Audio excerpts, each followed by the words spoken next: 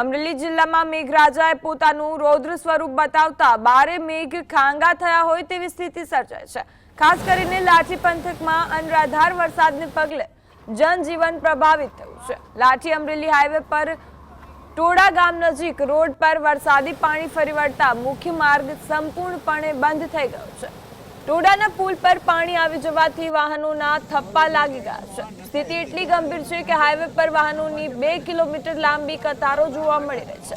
મુસાફરો ભારે મુશ્કેલીમાં મુકાયા છે। વહીવટી તંત્ર દ્વારા લોકોને સલામત રહેવા તેમજ પાણીના સ્તર ઉતરે ત્યાં સુધી રસ્તો ટાળવા અપીલ કરી છે। રાજકોટ તારી ગાડી છે। અમારે વાયા ચિત્તલ બાબરા છે, પણ અમે ચિત્તલથી આગળ જ્યાં માચિયાળા પુલ તૂટેલો હોય, ડાયવરી ઉપરથી પાણી હોય, અધિકારીની સૂચનાથી પાછી ગાડી વાળેલ અને લાઠી લાવેલ તો ટોડાપાઈ ઉપર પુલ પરથી પાણી જઈ રહ્યું છે, બરાબર। અહીંથી 4 કલાકથી પાણી વિતર્યું નથી, અતિશય પાણી છે, વાહનના બે બાજુ થપ્પા લાગી।